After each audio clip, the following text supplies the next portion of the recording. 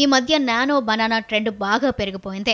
ఎక్కడ చూసినా ఈ ఏఐ టూల్ గురించి చర్చ నడుస్తుంది. ఈ కొత్త టూల్తో క్షణాల్లో తమ ఫోటోలను 3D ఇమేజ్లా మార్చుకోవచ్చు. అందుకే చిన్న పెద్ద అనే తేడా లేకుండా అందరూ ఈ కొత్త ఫీచర్తో తమ ఫోటోలను కావాల్సిన విధంగా మార్చుకుని తమ సోషల్ మీడియా ఖాతాల్లో షేర్ చేస్తున్నారు. మహిళలకు చీరలంటే పిచ్చి కాబట్టి ఎక్కువగా సారీ ట్రెండ్ను ఉపయోగిస్తూ తమ ఫోటోలను షేర్ చేస్తున్నారు. అలా నానో బనానా టూల్తో సారీ ట్రెండ్కు ప్రయత్నించిన ఓ మహిళకు చేదు అనుభవం ఎదురైంది. ఓ ఇన్స్టాగ్రామ్ యూజర్ గూగుల్ జెమినీలోని ఫ్లాష్ 2.0 ఇమేజ్ మోడల్ సాయంతో శారీ ఇమేజ్ను ప్రయత్నించారు. తన ఫోటోను అప్లోడ్ చేసి శారీలో తాను ఎలా ఉంటానో చూసుకుందాం అనుకుందే. తీరా ఫలితం చూశాక కంగు తిందే. తన అనుభవాన్ని సోషల్ మీడియాలో పంచుకుంది. ఇన్స్టాగ్రామ్లో వైరల్ అవుతున్న ట్రెండ్ను చూసి తాను కూడా శారీ ఇమేజ్ జనరేటర్ను ప్రయత్నించానని, అయితే ఆ ఫోటోను నిశితంగా పరిశీలించిన తనకు భయమేసిందని తెలిపింది. అందుకు కారణం తన ఒంటిపై ఉన్న పుట్టుమచ్చను ఆ ఫోటోలో ఎక్స్పోజ్ చేసింది కొత్త ఫీచర్.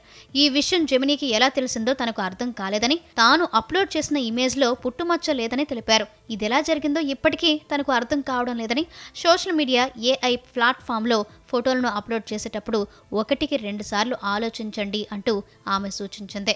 సదరు యూజర్ పోస్ట్ చేసిన వీడియోపై పలువురు నెటిజన్లు స్పందించారు. జెమినీ గూగుల్కు చెందిందన్న విషయం మర్చిపోవద్దు. మీ ఏఐ పిక్ను రూపొందించడానికి మీ ఫోటోలు, వీడియోలను అది వినియోగించుకుంటుంది అంటూ ఓ యూజర్ రాసుకొచ్చాడు. తనకు ఇలాంటి అనుభవమే ఎదురైందంటూ మరో యూజర్ చెప్పుకొచ్చారు. తన ఫోటోలో ఎక్కడా టాటూ లేకపోయినప్పటికీ ఏఐ పిక్లో టాటూ ఉండేలా జెమినీ రూపొందించిందని కామెంట్ చేశాడు. ఆన్లైన్లో అప్లోడ్ చేసిన అన్ని ఇమేజ్లను ఉపయోగించుకుని మీ డిజిటల్ ఫుట్ ప్రింట్ ఆధారంగా ఏఐ 3D చిత్రాన్ని రూపొందిస్తుందని, ఇందుకు ఇంటర్నెట్లో అందుబాటులో ఉన్న సమాచారాన్ని ఏఐ వాడుకుంటుందని మరికొందరు యూజర్లు చెప్పుకొచ్చారు. మొత్తానికి నానో బనానా ట్రెండ్ ఓవైపు వినోదాన్ని పంచుతూనే మరోవైపు వివాదాలకు వేదికగా నిలుస్తుంది. మరి భద్రత గురించి గూగుల్ స్పందన ఎలా ఉంటుందో చూడాలి.